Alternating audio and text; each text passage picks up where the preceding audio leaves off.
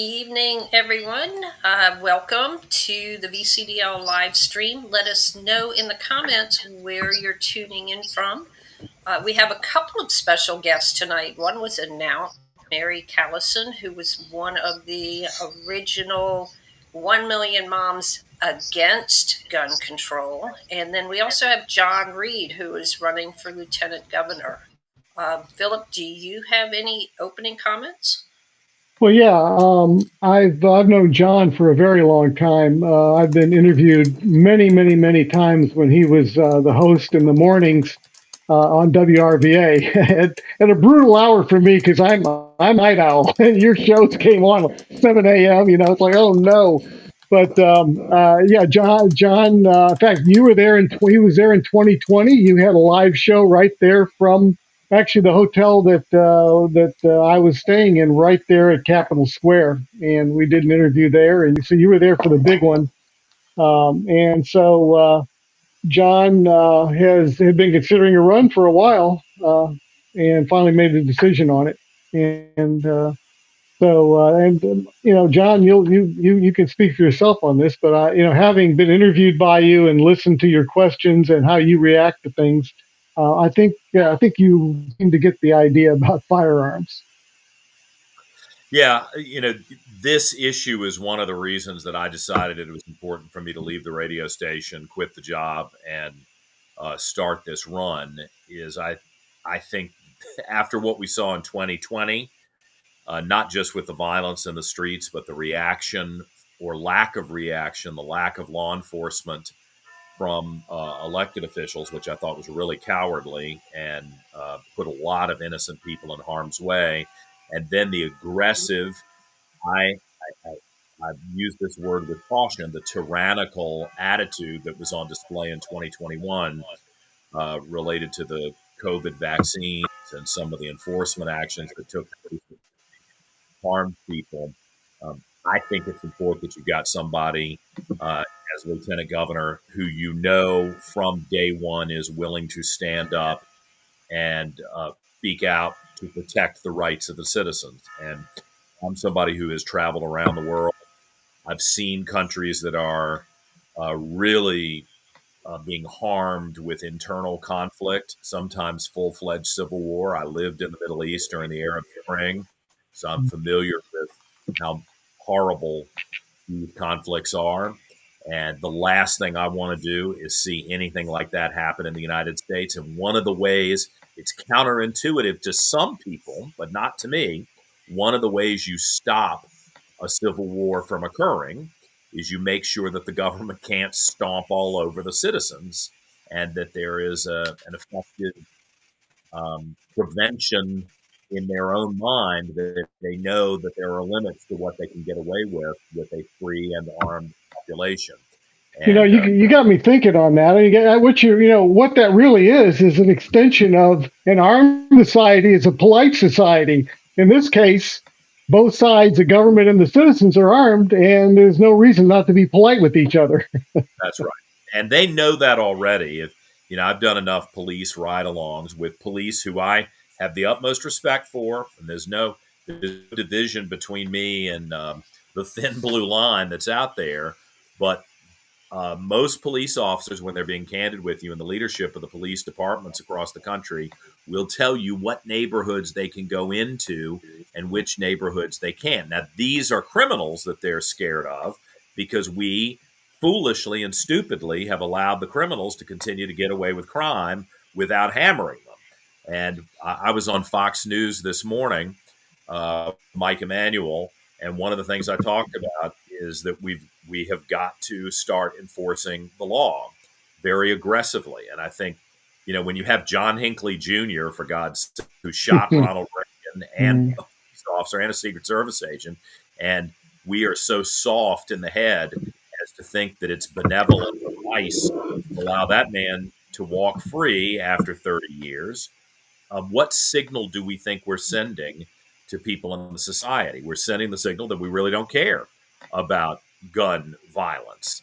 And the Democrats are behind this entire soft attitude at the same time that they aggressively come after law-abiding, peaceful gun owners. And I got a problem with that. And you can count on me to speak up about it during this campaign. And if I'm sent to Richmond as the lieutenant governor next year, I will be one of the loudest voices in the Capitol to protect your right, to point out the stupid hypocrisy that's on display from the left. Yeah, it certainly is. But it's all part of their master plan. The idea is to disarm the public, complete civilian disarmament. Therefore, you encourage crime and you try to grab guns from the good people any way you can.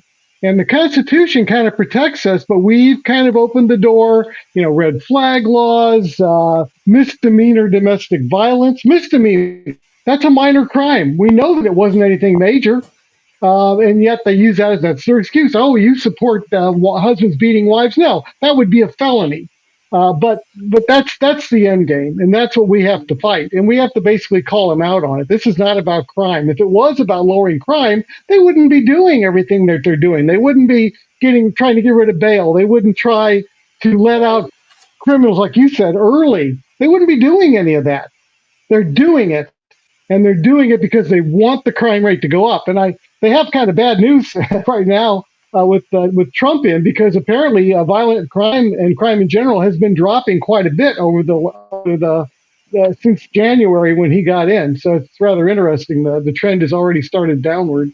Yeah, when you empower police and they don't have to look over their shoulder wondering whether they're going to go to jail or whether they're going to be bankrupted, and the vast majority of police officers are in that profession for the right reason, then you're going to see crime drop. And I think it's really important that we have rock solid leadership that's not going to be bullied or talked into bargaining away rights with people who, I hate to say it, Philip, I think you're right. I think there's some people who are on the left within the Democrat Party. There's some independents who truly are trying to make society peaceful. But I worked in Washington, D.C., in the United States Senate. I was in these rooms when a lot of people said the quiet part out loud, that they really do want to disarm the population. And I think it's for nefarious reasons. Mm-hmm. And we cannot give in to that. Well, socialism and communism require a disarmed public. And that's what they're out, calling themselves socialists and even some communists. They do not; those societies do not allow an armed citizenry. It doesn't fit. So if that's the goal, if that's where the far left wants to drag us, they've got to disarm us. And as you said, some may be doing it for good reasons. But what would be a good reason to disarm a law-abiding citizen? Disarming somebody does not make them safer. Taking away the porcupine's quills will not make him safer. Declawing a cat will not make him safer. But that's what they kind of want to tell us. Give us your safety net, and you'll be safer. No, I don't think so. I think they're deluded. It's been interesting running for office. I was on television for 10 years here as an investigative reporter and anchor. Every crazy in town eventually sent me an ugly letter or said they didn't like some story I did, or they didn't like the color of the tie I was wearing. I mean, television and radio people attract every crazy person that's out there. That's what the world is. But it's been interesting as a candidate. There have been two people already who've been bold enough to actually threaten to blow my head off. Oh, me, Phil. Right. I take that seriously. Yeah, you should.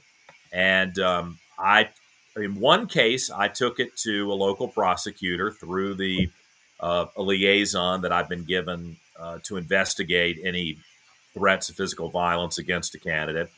And they kept saying, do you really want to make an issue out of this? And I said, yes, I do want to make an issue of it, because I don't know whether this person's real or whether they really would do that or not.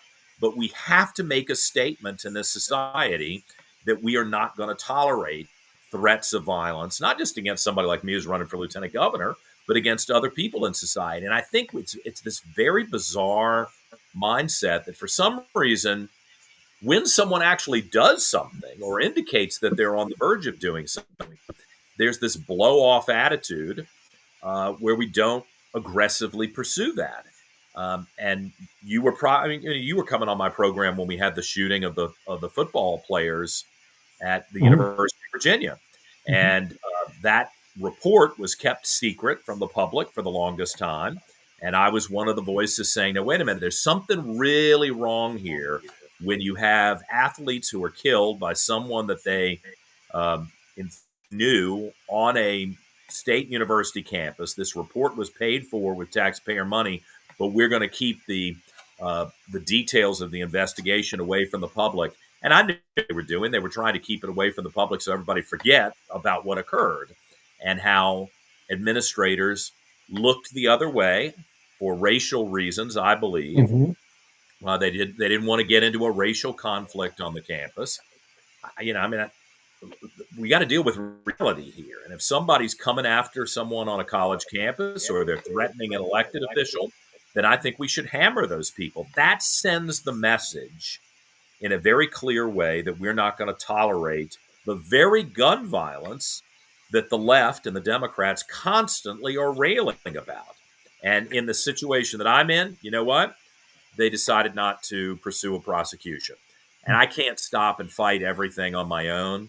But I will tell you, I was disappointed by that because I think that person should have been publicly exposed for their bad behavior and they should have gone through the legal process.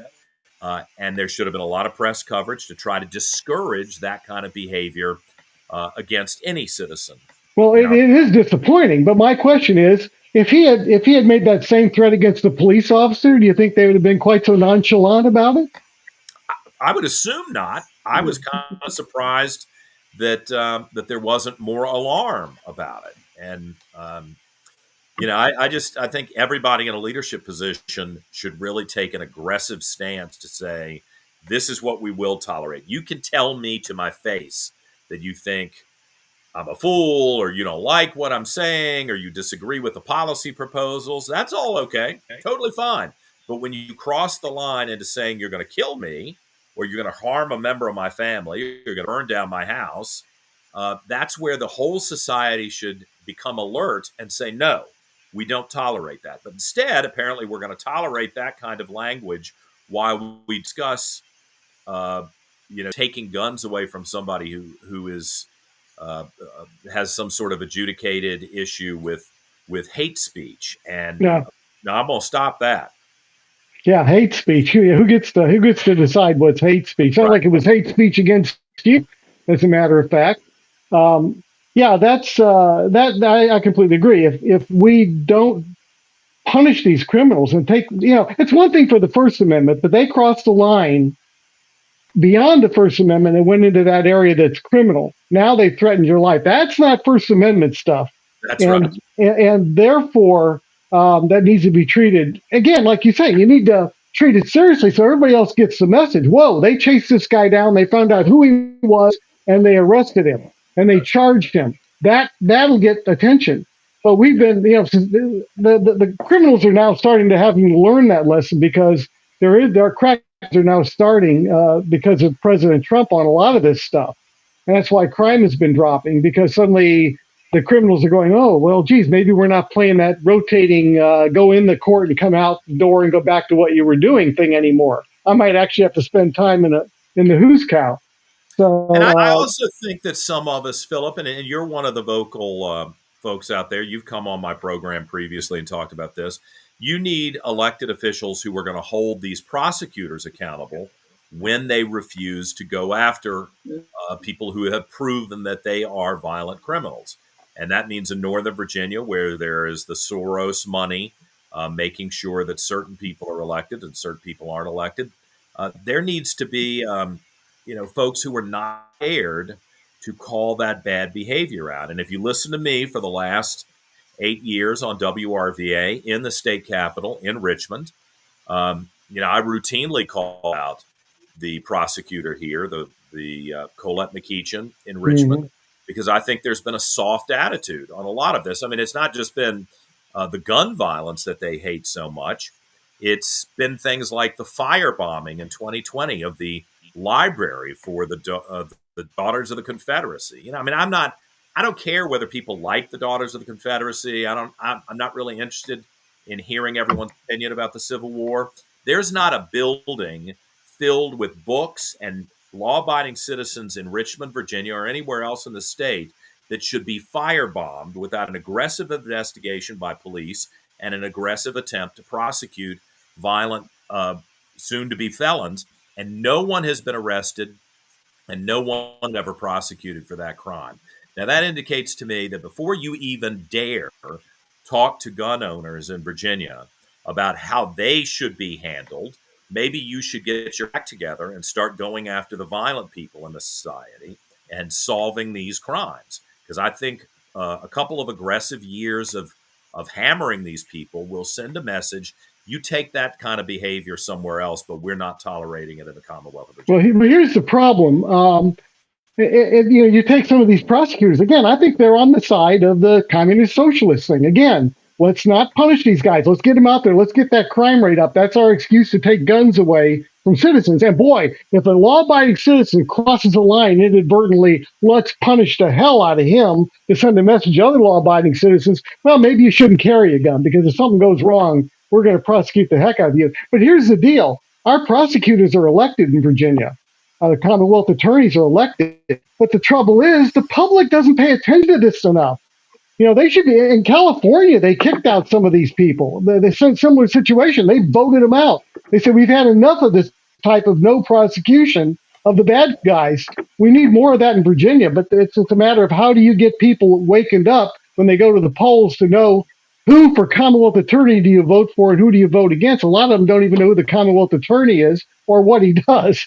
So that's a real problem. But that should be holding these people accountable. They should get their tail kicked out after their 4 years are up, if they're Right. doing this kind of stuff. And I know you have a lot of people who are going to talk today, but I do want to tell you I've spent some time in Northern Virginia. There's certainly a different attitude towards guns amongst a lot of voters in Northern Virginia compared to where I grew up in Central Virginia. And, I spent my summers in the South Side in Emporia, where everybody had a weapon, and it was a problem. It was not a big deal to see someone with a gun on their hip at church or at the store or walking down the street or getting out of their car. You didn't freak out when you saw that. In Northern Virginia, it's a very different mindset. And one of the things I'd like to do in this campaign is for people who have never been in the military, have not been around families that had weaponry or, never been hunting, that's just not a part of their life. And they've been conditioned to have fear of a weapon instead of fear of a bad guy, is to talk about the safe way to learn how to use a weapon, to learn how to store a weapon safely, to explain to your family what the dangers are, especially to the younger children who are out there. It's almost like the left wants to use the fear that I guess is understandable if you've never been around anybody who had a gun as the reason to disarm everybody in the whole state. And I think maybe that would be a productive way for me as a candidate to engage with people who, didn't have the same upbringing that I did and try to. Education is important. Well, John, we'll. I don't know how long you want to hang around, but those that might be interested in asking John some questions. Again, John Reed is running for lieutenant governor. That's an important role. He'll be breaking ties in the Senate if they have any, and also speaking out as an important elected official. So just you can post things in the chat, and John will get to them. And I wanted to bring Mary into the conversation. Before we switch to Mary, I want to touch on a couple of things. Philip, you were talking about how to get people more engaged. And John, you mentioned using fear to generate support for gun control and disarming the general public. Part of it is the language. For instance, you spoke several times about gun violence, and that's a term that people who want to take our rights away use to scare people into thinking that this is some special kind of violence. And it doesn't matter if you murder somebody with a gun or a golf club or a knife or a motor vehicle or anything.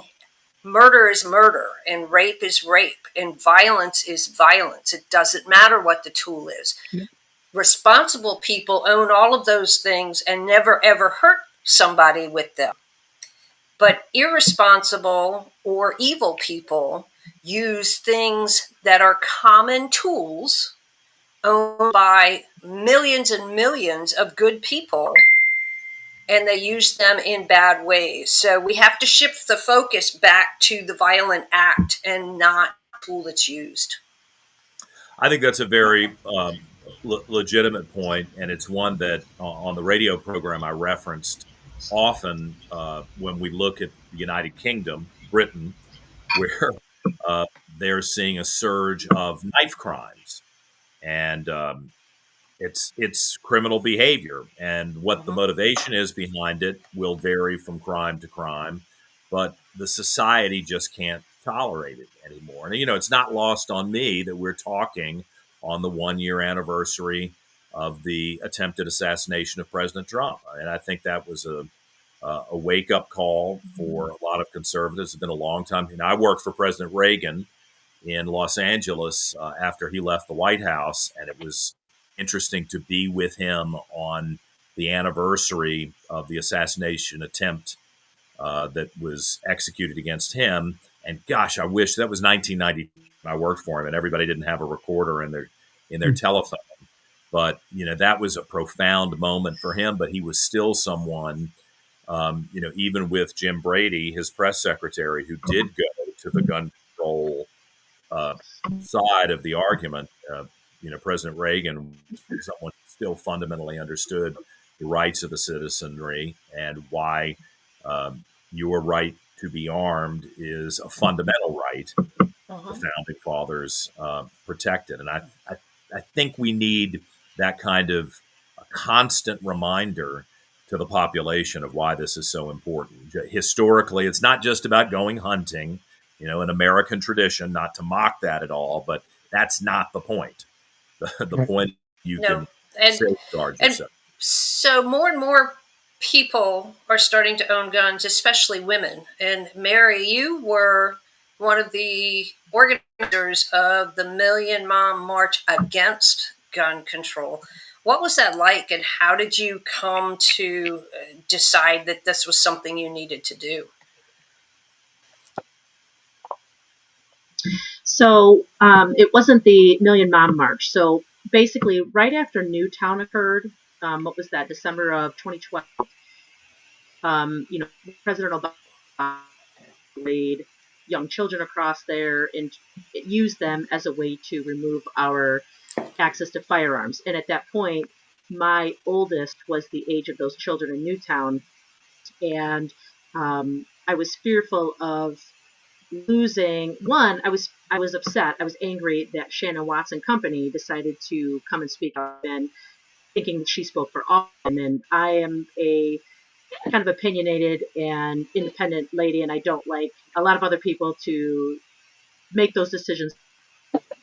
Jill knows how independent such that is, but and so I went looking for organizations that were kind of fighting for our gun rights. I grew up in a home that we used firearms when we were armed and all that kind of stuff, but I never actually, my parents were not carriers. We didn't own a whole ton of firearms or anything. But my husband was into firearms, and he was actually getting ready to go into the Customs and Border Protection Academy at that point. So my husband, I am married to a federal officer with Customs and Border Protection, so he's seen all sorts of implications from those that don't have access to firearms and just the evil that is in the world. But I came across it. I don't even remember how I came across it. It's probably like a Google search. And I came across this 1 Million Moms Against Gun Control. And I was like, I got to join this. Yeah, I'm against gun control. The only gun control I want is the firearm in my hand. We all want the control of the firearm. And so I contacted the actual who founded it. So I was a founding board member.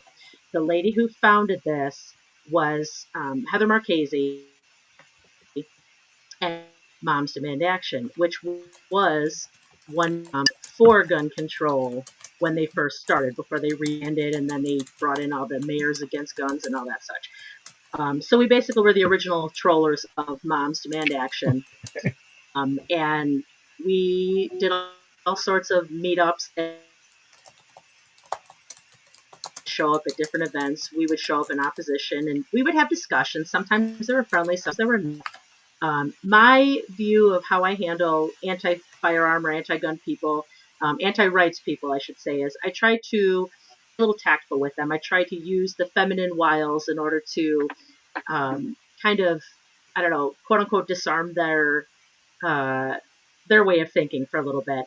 I did that in a way. We had I am up in Illinois. I know you guys are all in Virginia, so I am up in Illinois. And John, I wish you had like a twin or a doppelganger of your caliber, so you could come and fight in our state as well, because we are currently dealing with in a battle for our firearms rights in terms of ban on, I think there's like 170 banned rifles, commonly owned rifles, along with the over 10 round magazine ban. And I believe we and Maryland are still waiting for hopefully, for the Supreme Court to take that up. But when you guys are talking about all the violence and them like wanting violence, it's like they're banning our guns here, and they pass laws like the Safety Act, which removes cash bail, puts a little reform in there, ties some hands, and kind of pretty much protects more of the criminal element than it does the citizenry. So that's a little frustrating. But anyway, sorry, side note. So I, myself, and the other board members of One Way Moms Against Gun Control, which includes Rebecca Schmoy. She is currently in Kansas. She is currently a representative in the state level. Like I said, we would meet up with different anti-gun. We'd go to different anti-gun rallies, or anytime we can get in front of a camera for the local media, so that it wasn't just being in the echo chamber. That's what we would do.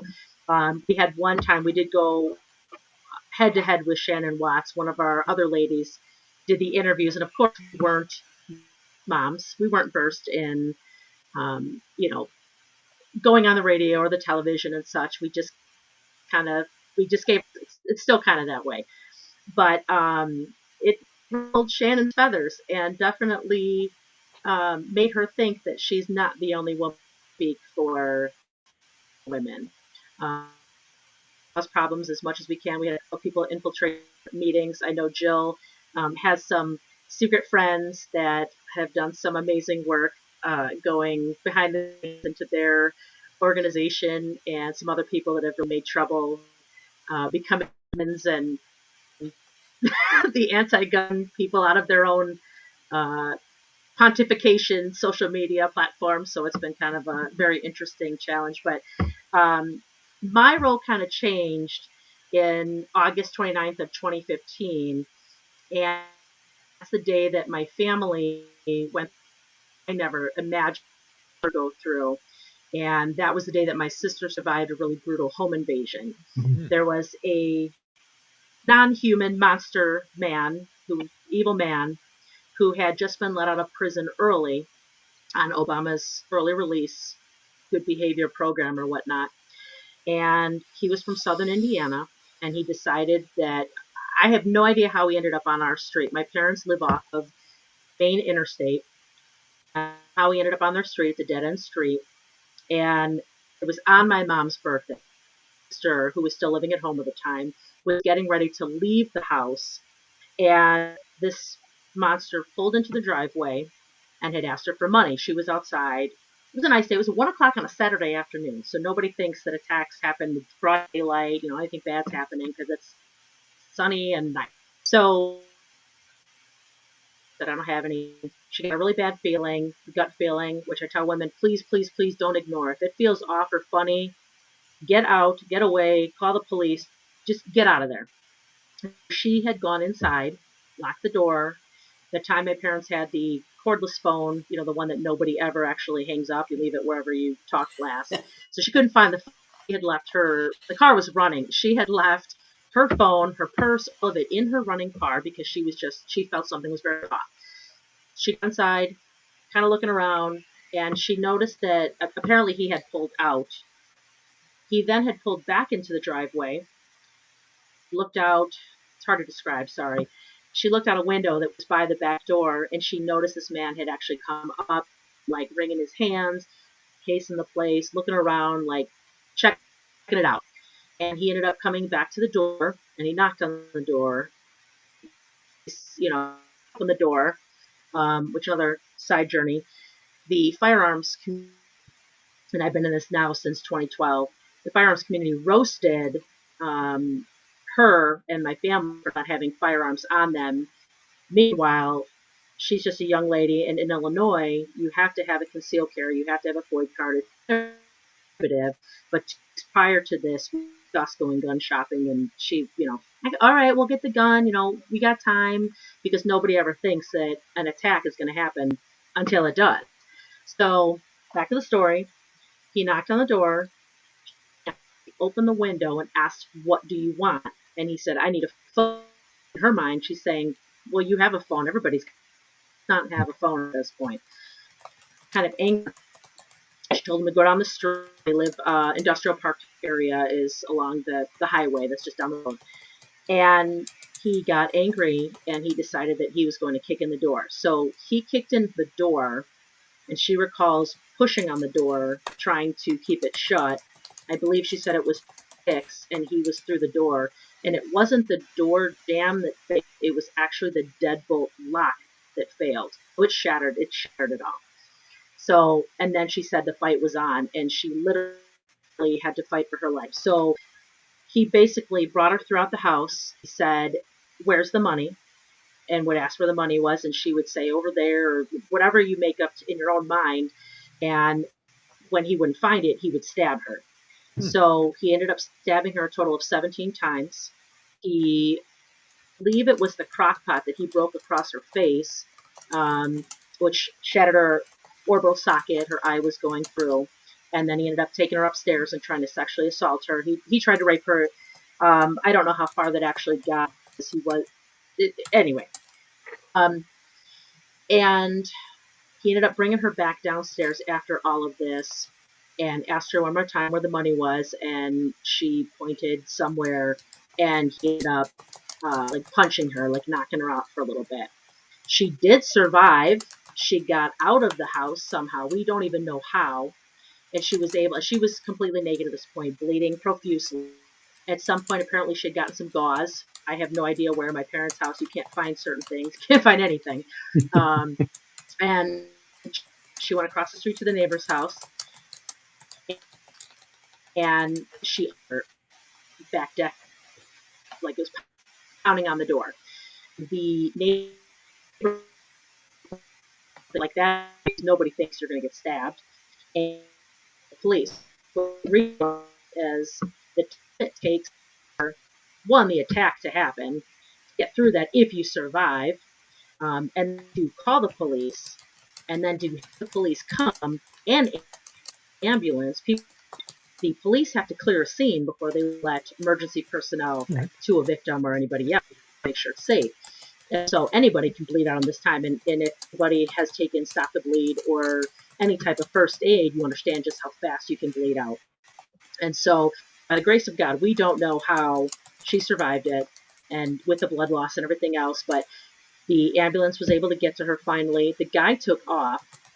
He was caught in an unrelated warrant going back to Indiana. Her recall of all of this is insane. I wish she could be here to explain all that, because she remembered the details of the car to the year, the make, it was insane. And then his mugshot, when they caught him and released his mugshot, her drawing that she had given the detective was almost completely spot on, which is very unheard of for a lot of victims. Again, if they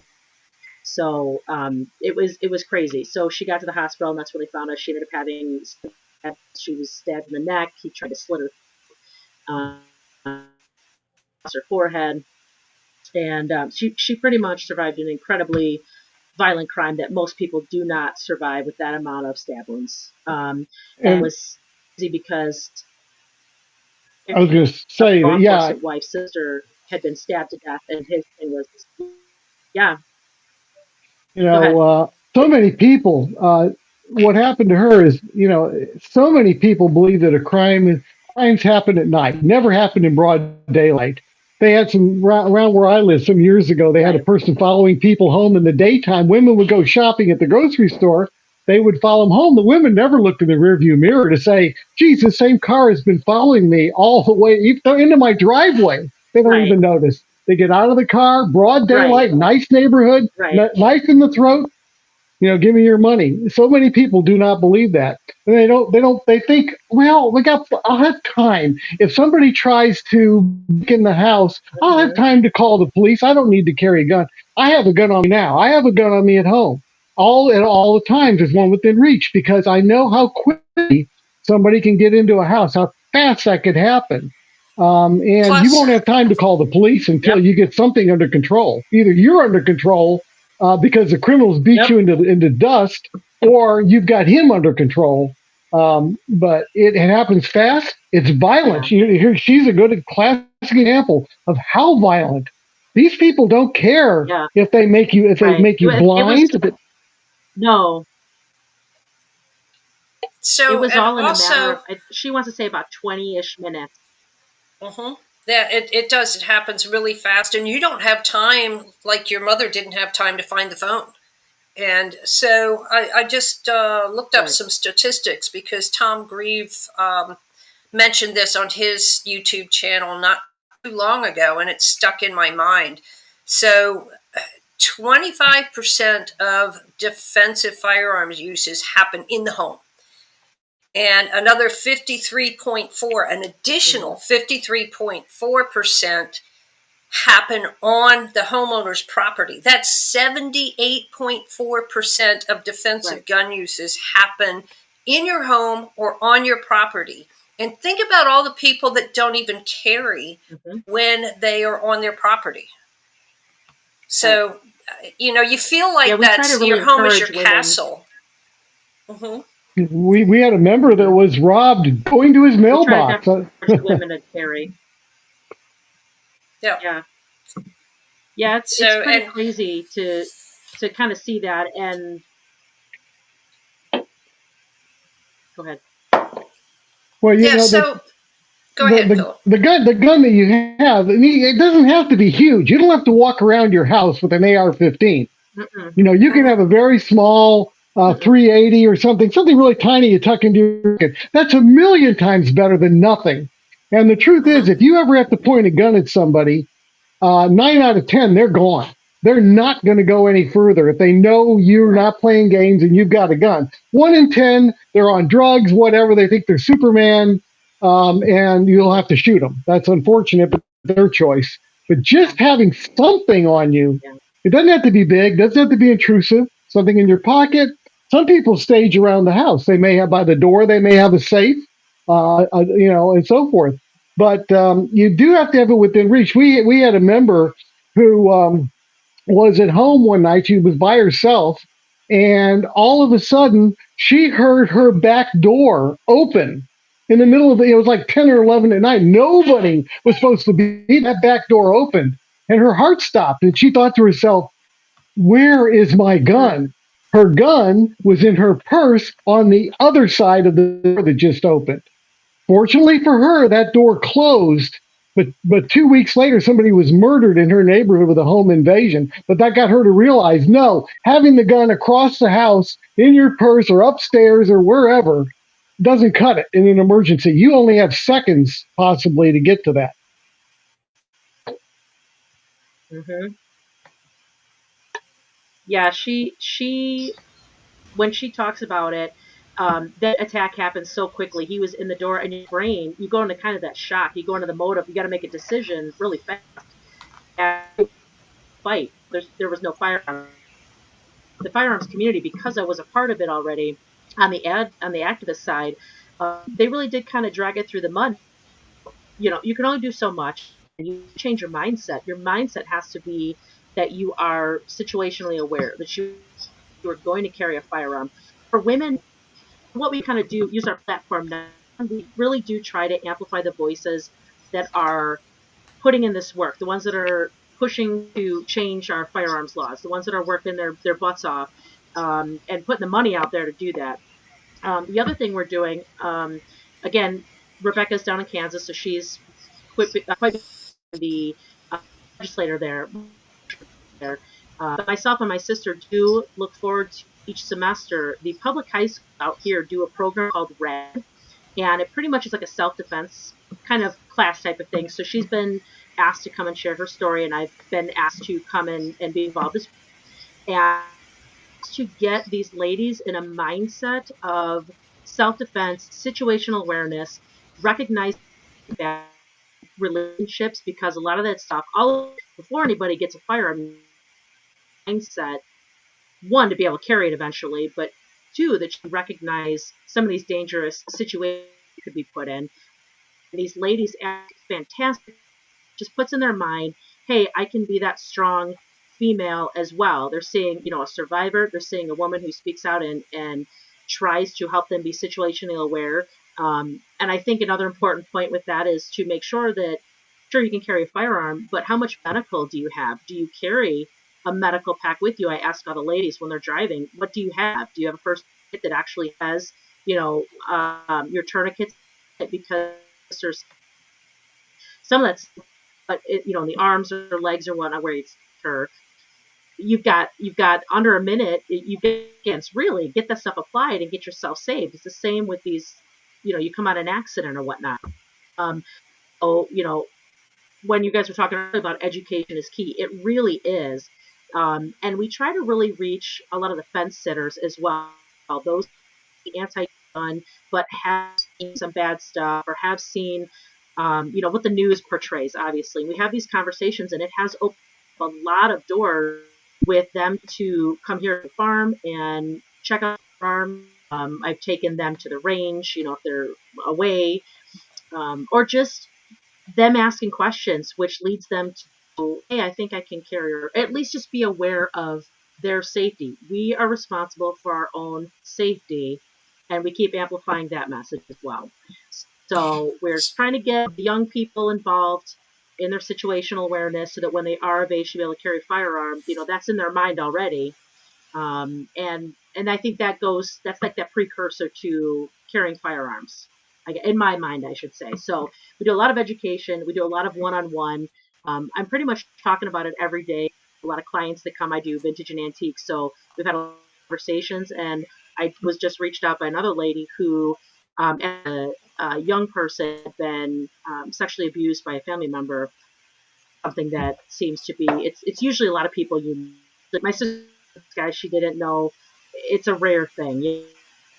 Like with the firearms uses in the home, it's usually people you're defending against, another family member or a partner or a spouse, which is Well, with and that's how they the gain DV access, right? situations and what the anti-gun people go for. Yes, yeah. So So, I Mary, we think the have a biggest thing is question. education. I think we Uh-huh. need to use tact. Yeah. And um, just bringing the youth in is also very important because the schools a lot of times, um, I guess I want to say pull their mind. That might sound a little harsh, but the school curriculums are Mm-hmm. often skewed. But one of our members, Mark Ching, he's an executive member, asked, "What are the limitations for an Illinois resident?" And can Illinois residents get carry permits easily? And I would add to that, do you need a permit or anything to carry in your home? So in Virginia, you don't need any special permission Right. to conceal a firearm on your person, in your home and on your property, or in your place of business. Okay. So Illinois, excuse me, we have the FOID card system, which is you have to have this FOID card, which is $10 every 5 years, in order to be able to purchase a firearm or ammunition. In oh goodness, I'm trying to think of the dates off the top. When concealed carry here in Illinois, we were states to be able to get that. We now have to have 16 hours training, law, range time. You have to qualify. It's $153 every 5 years in order to renew it, and the instruction too, which is going to run you, I don't know, 75 to $100, depending on who's giving the instruction for your renewal. Your original class is $150 to get your concealed carry. You're looking at least $300 and some dollars in training and licensing here in the state before you even add in the cost of a firearm, which if you're on the low end, a couple $100 depending on what you're going with. So it's cost prohibitive for a lot of people, and it makes it obviously harder for somebody to be able to defend themselves. Now, you have to have a FOID card in order to possess these items. If you don't have a FOID card or it's not valid, the police can come and confiscate your. So you have that in order to be able to carry them or have them on your home. But you can open carry. You can carry your firearm without a problem, just not off your property if you don't have a concealed carry, if that makes sense. And they made it. I'm an Illinois instructor. And they made it so they don't want the poor people carrying in Illinois. That's what the bottom line is. They purposely made it so that poor people just couldn't afford to go through all, and then working people, 16-hour course. That's 2 full days. Yeah. Not everybody can take off work or whatever. Yep. Or an entire weekend. Yeah. Right. But if you watch the news coverage on the weekend, you'll find a lot more people in Chicago who are indeed carrying. Yes. And they're shooting off weapons all over the place. Yeah. So even, does beg the question, what are you actually trying to accomplish? Yeah, our fans haven't stopped it. Yeah. Right. So, yeah, if you watch, even if you go on heyjackass.com, you can see what's going on. Yeah. Yeah, it's a website that tracks all the shootings in Chicago. Or maybe Illinois. I think it's Chicago. Yeah. And it's just Chicago. It's just Chicago. The rest of Illinois isn't a problem. It's pretty much just Chicago that's the problem. Right. Oh, I grew up in Hillside, so I'm familiar with Chicago. Oh, yeah, I was going to say that's probably enough. I didn't know that. So okay, that's crazy.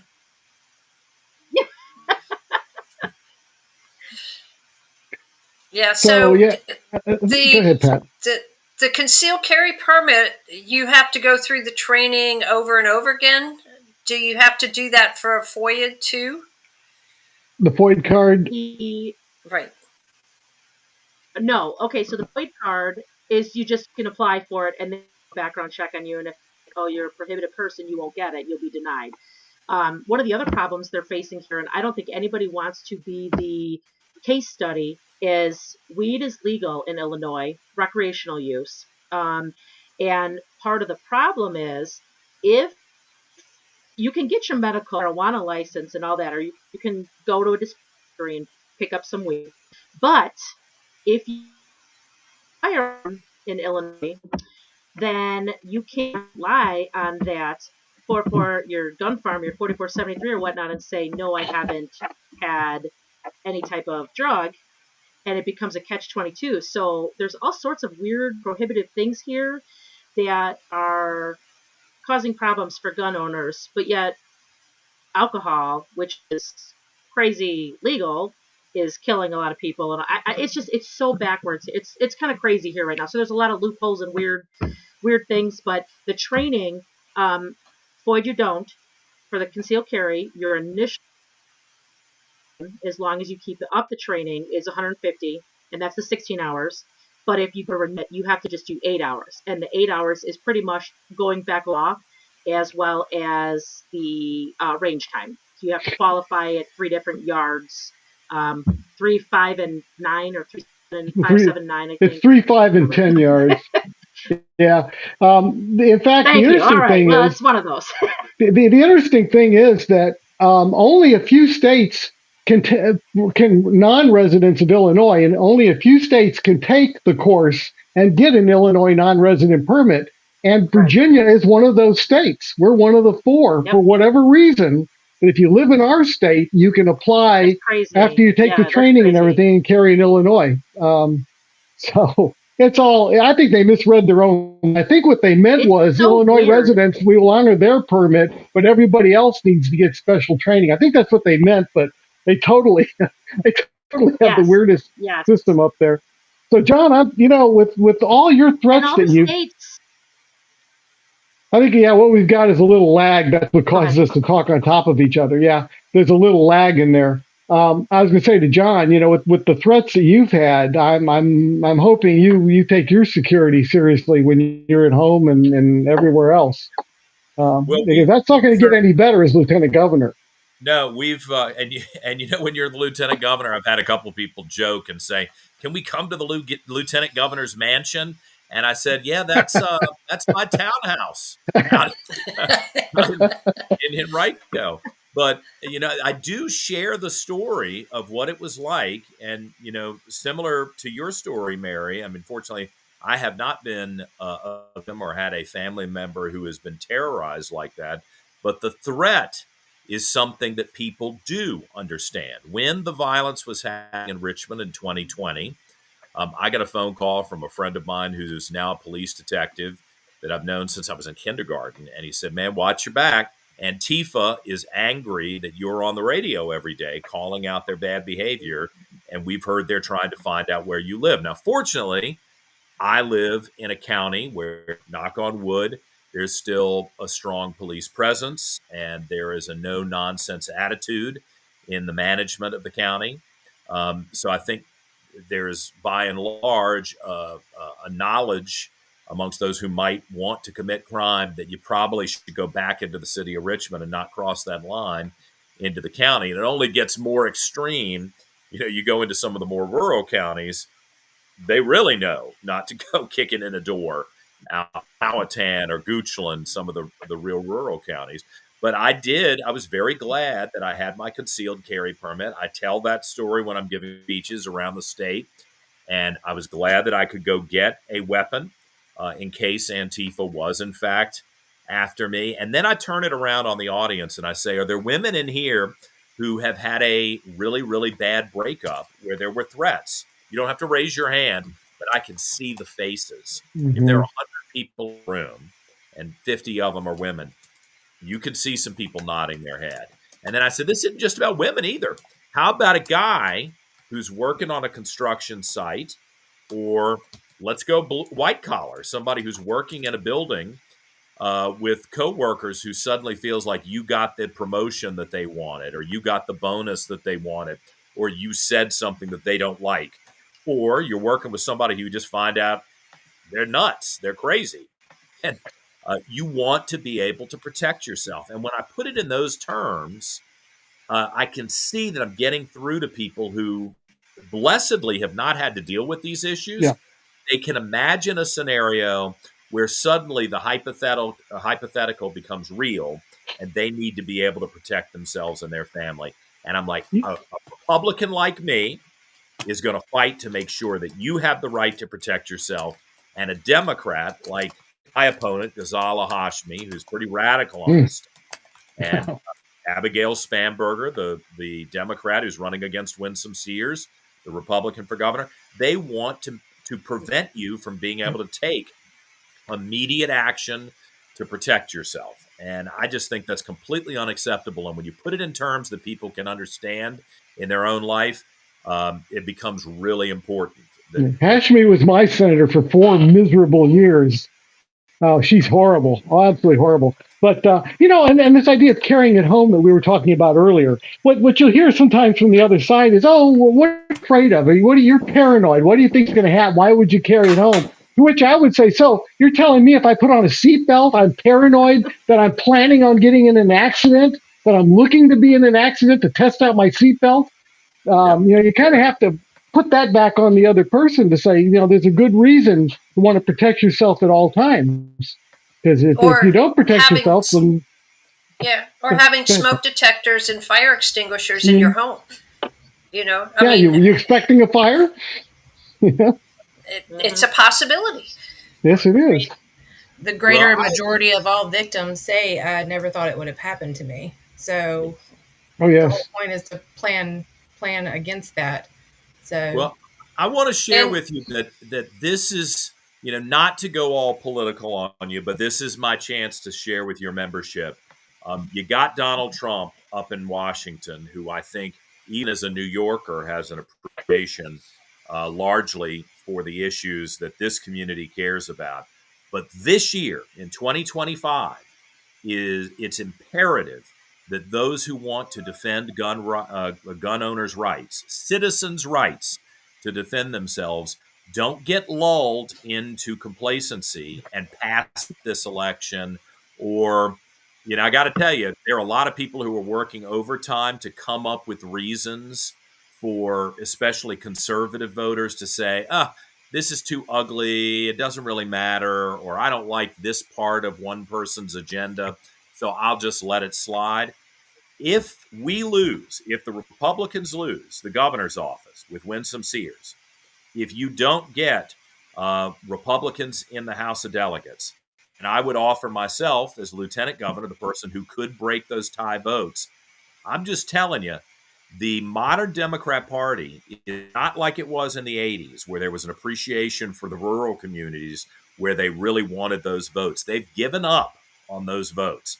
They are going for the urban vote. They don't give a damn what gun owners in the red part of the state care, and they will roll over every single person who's listened to this broadcast. So I selfishly, I want your vote. I hope I will earn your vote. I hope you'll feel good that I'm an advocate for the things you believe in. I think if you check out my background, you'll feel confident in that, and you watch me over the next few months, you'll feel good about that. But take me out of the mix. It's imperative that those who believe in citizens' rights and in the rights of law-abiding citizens to be able to defend themselves, that you not pass up this election. You got to get out and vote. We'll be back in 2020 if this election goes wrong. We're right back in 2020. We don't want to go through that ever again. Got it. Yep. So we do have a member that said that they have a question for you, but it's a little bit on the lengthy side. So they're going to email it to us, and we will pass it along to you. Okay. And I think you posted John's website, right? I posted that, and I posted the 1 Million Moms Against Gun Control's Facebook page in the chat as well. And I will put it up on the little description box when I post the video, not in the live section. So, now, Pat, can I mention something else too? And this is a little crass. And, I'm an Episcopalian, so this is not what I would normally do.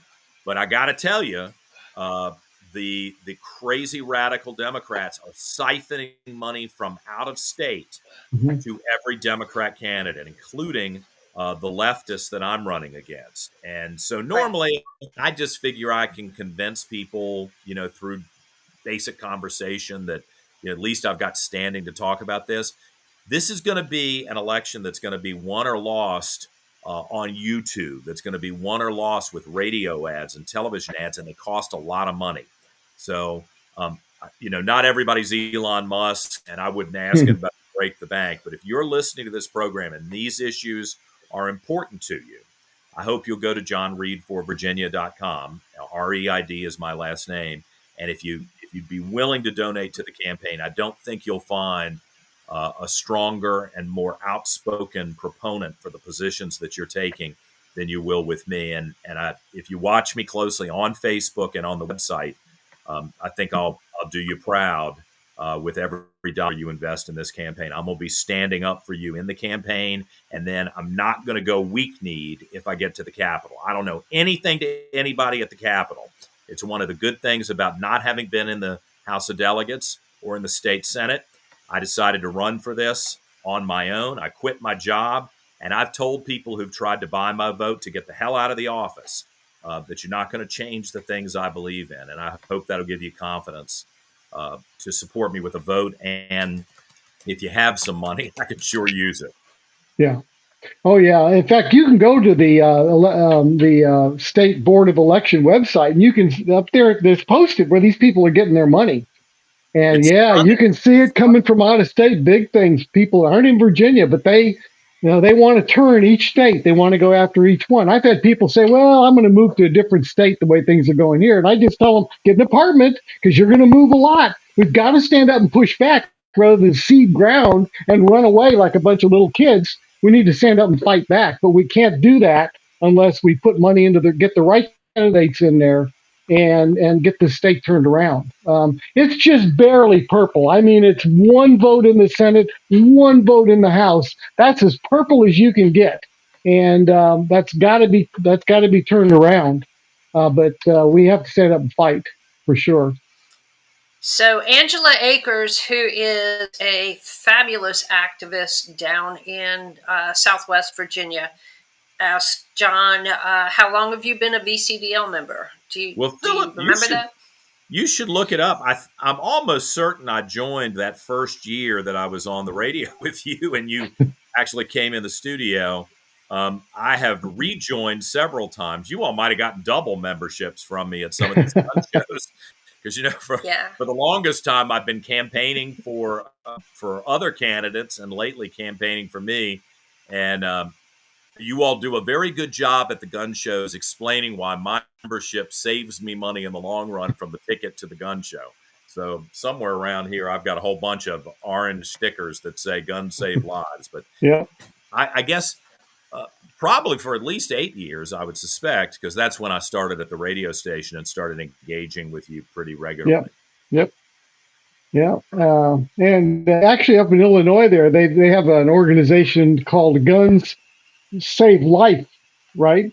I believe that's correct up in Illinois. LIFE.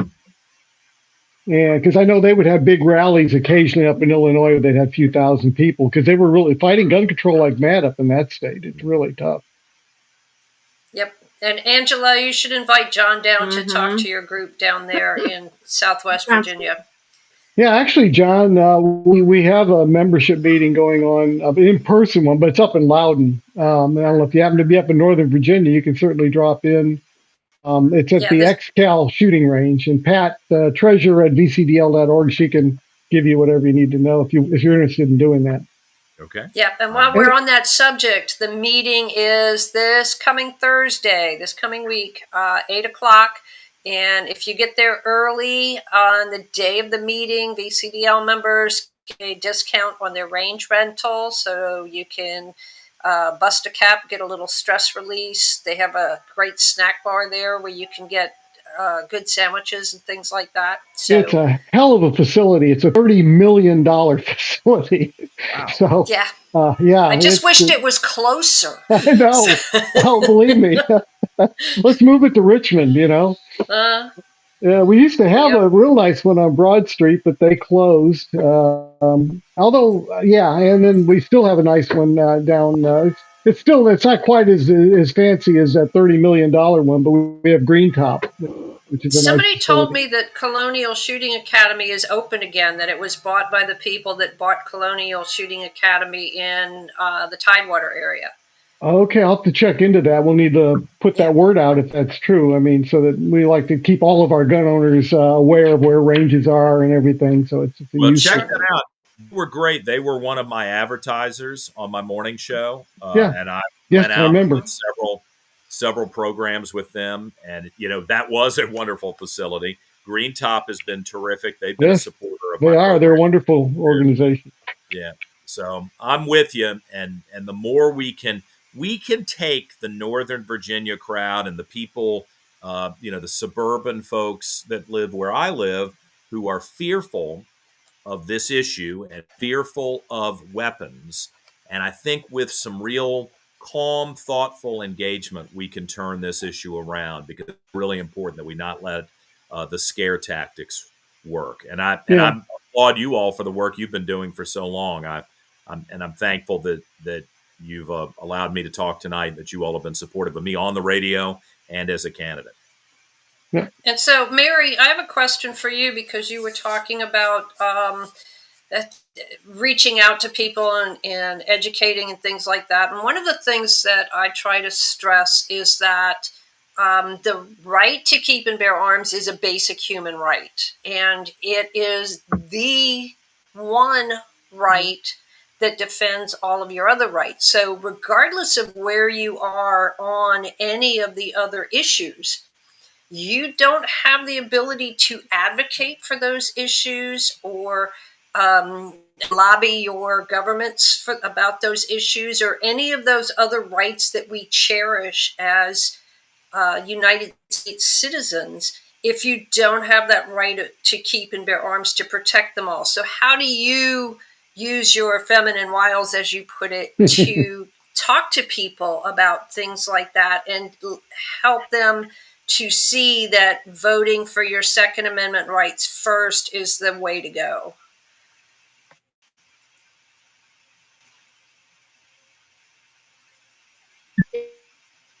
Because it's like, you won't have any of those other rights if that Second Amendment is gone. You can't fight your government. You can't stand up for anything, because once the firearms are gone, then your government can railroad you into anything that they want. So it's really simple. I haven't really had a lot of people ask that question to me, so that's a good question. But when I get into kind of those that are like the fence sitters, or there were a few that were at one of the anti-gun meetings, the rallies that I went to, Father Flager, and I don't know if you're familiar with him, but he's a huge anti-gun activist, quote unquote priest that would have these prayer meetings in Chicago. And his adoptive son, I believe, was killed with a firearm in I don't know if it was a gang type related thing. I'm not quite sure. I'd have to look back at that. But the conversation we got into, it wasn't along those lines of it defends other right that we have, but I just tell them, founding father is pretty smart in putting, one, you right to free speech, the first one, right? But right after, obviously, they found if we didn't have the right to bear to a government, we would have nothing else. You wouldn't have any right to anything. So we wouldn't have these rights to gather at this church for your quote unquote prayer meeting and pontificate on whatever you want. They would just shut you down. And as we've seen with other countries and other ways that governments have dealt with people that stand up to them, they unalive them.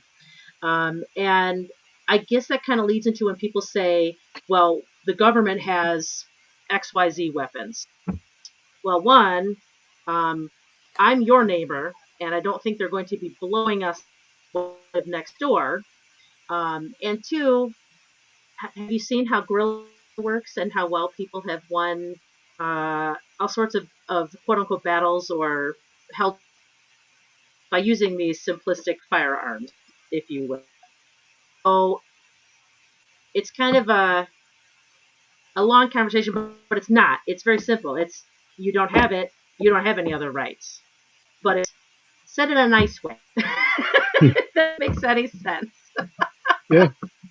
So, John, how do you talk to people about how do you talk to people about their importance of their Second Amendment rights? And so you have somebody that's like, well, yeah, I have a gun, I have a carry permit, and I believe in the Second Amendment, but this other issue is more important to me. What do you say to them? Well, it will become important to you on the day that you're being smashed. And, I reference with a lot of the issues I'm dealing with this campaign that I have lived overseas, that I've visited 113 countries. For a while there, I was working for a firm that, I thought I'd be on the diplomatic cocktail circuit, and I was not.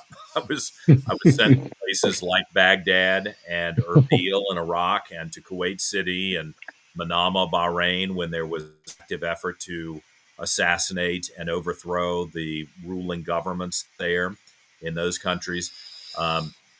Until you're in a situation or you witness a situation where there's a live conflict and there are people who are actively doing harm, sometimes to the officials, but sometimes to their neighbors through active terrorism, you may not fully appreciate how important and how fundamental this is. And, over the years, I hope that the stories that I've been able to tell of, even in Sri Lanka, which was one of the countries that I worked with when I was at my firm, they had just finished a brutal civil war. And you were not going to disarm the people who had family members tortured and in some cases dismembered almost to death or to death. You weren't going to disarm those people. They were going to keep secret weapons from the government. We have, since our Civil War, we avoided much of that conflict. And that was one of the reasons that 2020 was so alarming to me. Was, I'm 54 years old. For the first time in my life, I felt like this was not just violence that was isolated, that was occurring in one place where something bad had happened. There was a culture shift that began to accept the idea of political violence and, quite frankly, terrorism as a way to manipulate government policy and to force normally peaceful people to submit. And that has been very alarming to me. And when I get the opportunity to explain what I've seen overseas and the parallels to what I'm seeing domestically, I think it drives that home. And it should alarm a lot of us to take it seriously. And let's make a commitment that we're not going to tolerate that kind of violence in our society from anybody. Yeah, because people have a tendency to say, well, it'll never happen here in America. And boy, howdy, there are people out there that hate some of us. I could see a cattle car wanting to roll up and roll away with us in a slightly different scenario. I wouldn't put it beyond some people out there. And it's a good reason to carry a gun, but it can happen here. Here's another thing I do, and I'm not making a big deal out of this issue, but a lot of other people seem to be. It's just my life. I'm a gay guy, and I don't lead with that. It's not the most important thing in my life. I'm a conservative and a Christian before that issue ever comes up, generally. But when I talk to Democrat gay men and lesbians who know they are a part of the most hated minority group in the world and have been for a long time, and they have people who really would love to slaughter them, and some of them have lived in countries where that hostility was not tamped down at all. It was very prominent. They appreciate the fact that they can defend themselves. And again, this is a crossover issue. It's one reason why I think I'm going to be a very successful candidate here, is that I live my life looking for areas of commonality with people who may think they don't have anything in common. Mm-hmm. And this is one of those places where minorities who feel threatened by others suddenly realize, hey, I better make sure that I can defend myself. It's one thing when you're 25 and you think that the world won't end and you can beat the world. It's another when you're in your 50s, 60s, or 70s and you recognize that you get some thugs who live down the street from you who decide for whatever reason they hate you, they want to go after you. You need to be able to level the playing field, and having a weapon is one way to do that. Yeah, it is to protect all citizens of this country that are law-abiding. And, that's something that when we have lobby day, a lot of times the team leaders or people coming to lobby day say, well, how do I talk to these people that are maybe not sympathetic to our issue? And I say the first step is to find some sort of commonality. And when you have something in common, all of a sudden you become a person to them, not just a talking head that is spurting about an issue that they are vehemently opposed to. All of a sudden you are somebody that has a common like or concern or whatever, and it builds camaraderie. So looking for that common ground and finding something that you can agree on helps to bridge the gap on the things that you maybe are a little bit or even a lot at odds on. A lot of times there's prejudice on all different sides where you kind of don't live in a certain group with a group of people and you don't really understand. You got your prejudices. I remember an article of somebody, a gay gentleman that went to a shooting range. He wanted to carry a gun for the reasons that John's talking about, but he felt he had to go to a range, and he was scared to death. He thought, man, people are going to be, after me, putting me down. And when he came back, he wrote this glowing piece. He said, I've never been so accepted into a community of people. They were letting me borrow their gun, giving me tips and tricks. Everybody was great to me. I felt it was totally the opposite of what I thought. And that was an example of somebody coming into the Imagine at Pulse nightclub if several of the people there had been armed. Exactly. It would have been a totally different outcome. Totally different. You got it. The weakest thing you can do is to disarm yourself and just pray that the bad guys are going to go away, because they're not going to go away. Right. You have to show them that you mean business and that they're not going to get away with it. Yeah, that's why we want to get rid of gun-free zones, period, Yes. Bad guys have been around long before firearms were around. And murder, as far as I know, has been against the law hundreds of centuries. I mean, thousands of years. So obviously the law is not stopping things, and passing more laws is not going to stop bad people from doing bad things. But we know that what does stop bad people from doing bad things is good people with the ability to resist the bad things. And these days that means most of the time those people having firearms, because most of us are not as strong. We don't have the element of surprise, and we haven't practiced the tactics to be able to stop a crime that is in progress. Yeah, and Fairfax City is looking at some gun control, and one of the things they're trying to find out about is what is the police response time. My argument, because a lot of people want to depend upon the police, they want to just say, I don't want to have to worry about guns and all that. I'll just let the police take care of everything. But what I'm going to point out to Fairfax City is it doesn't matter what your response time is. The fact that the police are called, something has already happened or is already happening. So they're getting there guaranteed after the fact. So again, if you can't protect yourself during that initial confrontation, somebody starts trying to stab you. If you can't protect yourself, the police response time is almost irrelevant. It's nice that they can show up, but that you're your first responder, and people have to just accept that's the case and take the responsibility upon themselves to act like a first responder, to have the tools necessary to protect themselves. Response time is nice, but at the end of the day, the real response time has got to be you, and you've got to be ready to go when the balloon goes up. And, a big part of this is mindset. So when you make a decision to carry a firearm with you for self-defense, you have crossed a line in your mind. You have decided to become a survivor. And so you've taken the responsibility to educate yourself on the ways to defend yourself, the tools to defend yourself, and how things can happen. So it's a survivor mindset. It's all like the fire extinguisher in your house and the seatbelts in the car and any number of things. We teach our kids to swim so that they don't drown in a swimming pool. It's a survivor mindset, and that is the key, is the mindset.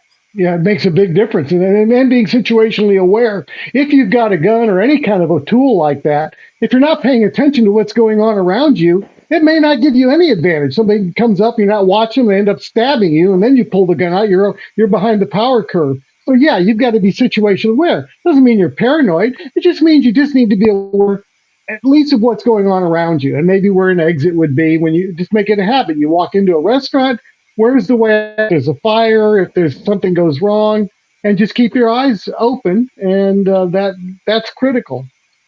Yeah, as Mark points out, a neighbor asked. Yeah, a neighbor asked to go to the gun range after Pulse, and he's a gun owner now. But the real shame is that it took something like that to get him to become a gun owner. And, going out and buying a fire extinguisher after your house catches on fire doesn't do anything to put out the fire that already happened. So being prepared and aware that bad things happen to good people in good places and preparing yourself for that is just an adult responsibility.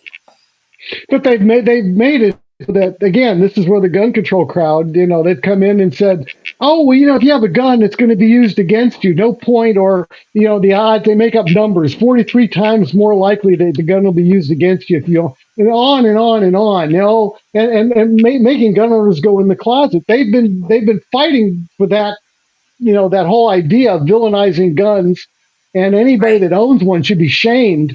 And that's where a lot of this comes from. People don't even want to consider having a gun because they're raised in an environment where only bad guys and police have guns. Regular citizens don't, because what's the point? It'll be used against you. And we have to educate back and say that's all of that is BS. And here's what here's the truth, and you need to know the truth. It's a massive gaslighting. Yeah, I'm convinced they pull numbers. I'm convinced definitely. They pull numbers out of the air. But the real statistics show that you're vastly, you have a remarkably better chance of surviving a violent attack if you fight back, and an even higher chance of surviving if you're armed and fight back. So, and women benefit the most from that, Pat. Women by far benefit the most from being armed. Absolutely. They don't call it the great equalizer for nothing. Well, no. We are at 9:20. So, Philip, do you have any key points you want to get in before we close down for the night? And then I will give both Mary and John a few minutes for closing. Sure. Well, if you look around and you see pigs flying in the air, you realize that the Ninth Circuit in California, the Ninth Circuit, we call it the circus because it's such a ridiculous group of judges. The Ninth Circuit unanimously struck down one handgun a month in California. I mean, I swear there's pigs flying. There's got to be. In my wildest fantasies, I could not imagine every judge in the Ninth Circuit saying, yep, this gun control is no good. This is unconstitutional. It's like they all had a stroke at once. I don't know how else to explain it. But so we're living in an interesting time. There's a lot of stuff going on now. But this is not a time to be complacent. But this is a time to be a little optimistic. We got battles going, lawsuits going different directions here with VCDL. Other organizations are. There's a whole lot going on in the courts now. But this is a time. This is an opportunity here. If we can get the right people in the General Assembly, get it turned around in Virginia, I think we can see some real momentum. But we're going to have to pull together and do it. And so keep in mind, with all of the advances that we've been making in the last year-ish, the people who want to take our rights are doubling down, and the onslaught is going to grow exponentially. So we have to be ready for that. Yeah, they're not going to give up and roll over. Even though they're completely on the wrong side of the Constitution, the wrong side of morality and everything else. Yeah, all they know is at this point they need to find some way to stop us because they can't get to their goals with an armed populace. And so they're going to lie, cheat, they're going to steal, and they may do some violent things. So we all need to be prepared for that possibility as well.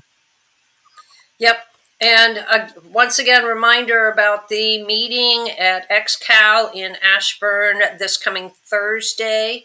So it is on the calendar on the VCDL website, and it went out in an alert last week, I think.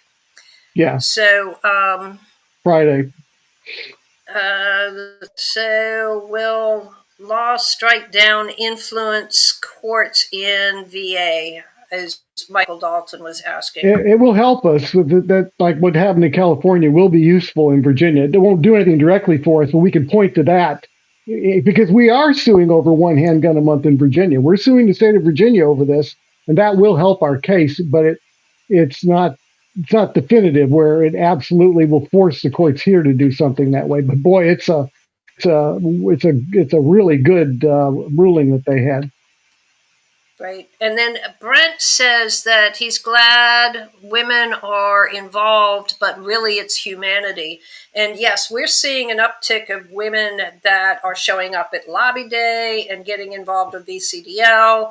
The girl and a gun groups in Richmond are growing like crazy. Mary, have you seen an uptick of women getting involved in the 2A community in Illinois?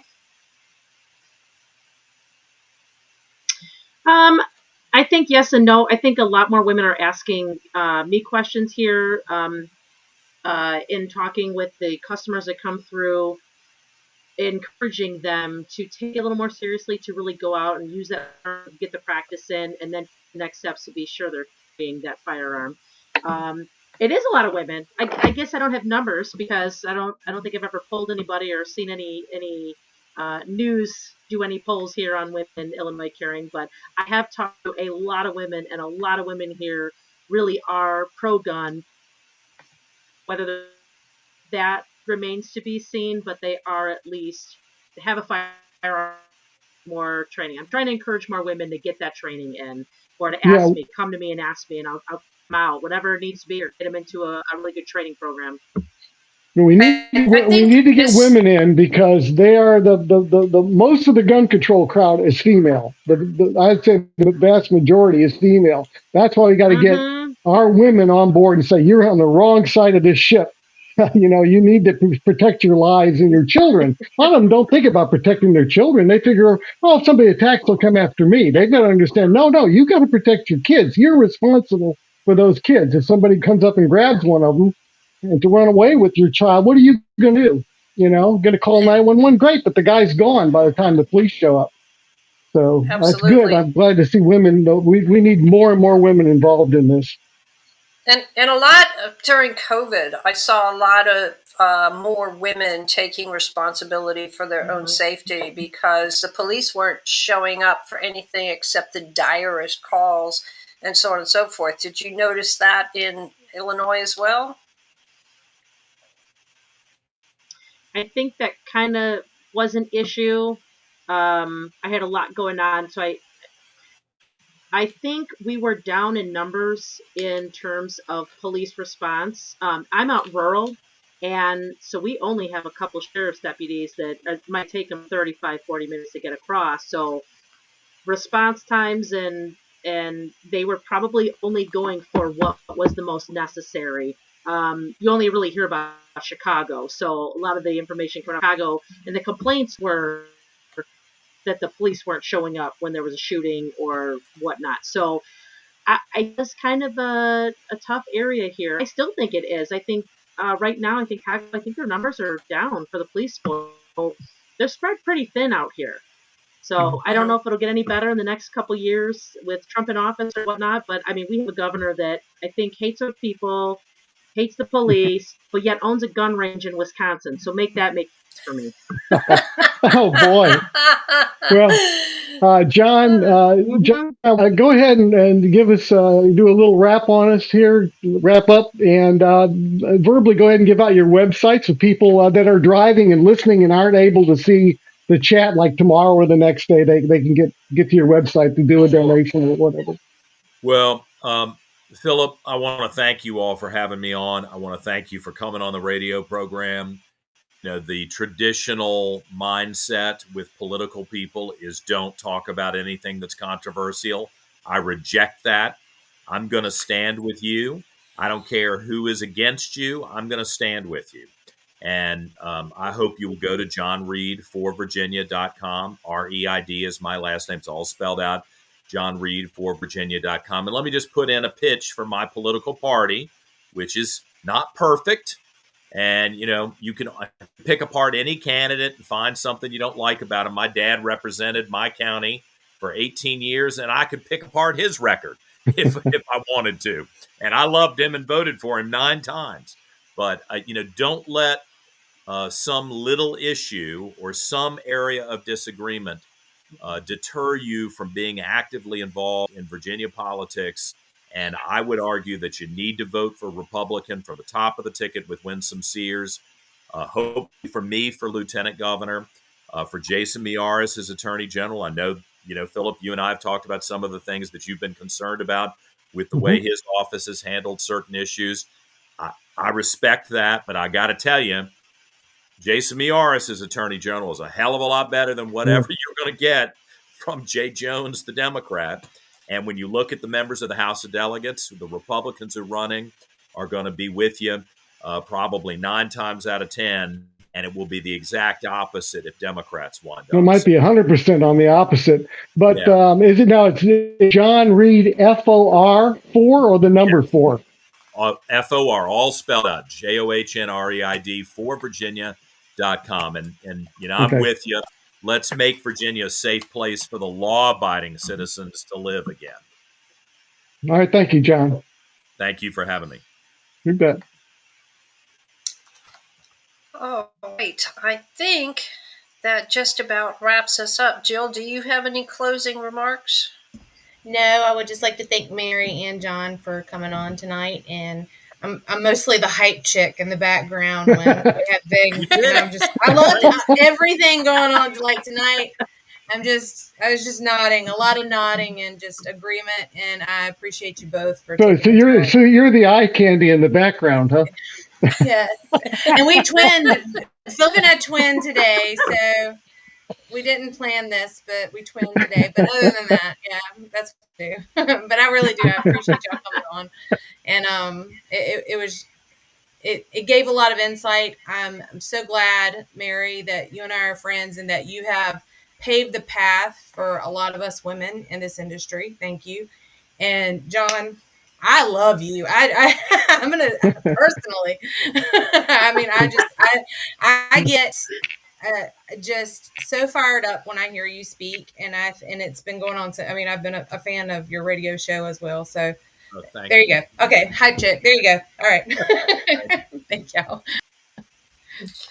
All right, and as Philip said, we have several lawsuits. I think 6 active lawsuits at the moment going on. So your dues and contributions help fund that. We don't like to ask for money, but we do need your support financially as well as your activism. So both of those things count. When Philip sends out an action alert on the VA alert, please click the button. It takes you less than 2 minutes if you haven't saved your information into the system. If you have, it takes you about 30 seconds to take that action, and it really does make a difference. We saw it with Hopewell. We saw it with Chesapeake. We are seeing it now with Fairfax. We saw it with the city of Manassas Park. We've seen it in the General Assembly. Even with the Democrat-controlled House and Senate, we saw the results. So don't skimp on that. Just, click the buttons, please. Share this broadcast with your friends. Suggest they listen to it on their commute and make the commute a lot more interesting. And finally, thank you so much, John and Mary, for coming on and joining us tonight. I know you probably had better ways to spend your Sunday evening, but we really appreciate you taking the time out. And we hope you'll join us again sometime soon. We'll do it. Thank you. All right. Thank you. Good night, everybody. We will see you in the next one. And I hope to see some of you at XCal on Thursday. Bye, everyone. And even you, Michael Dalton.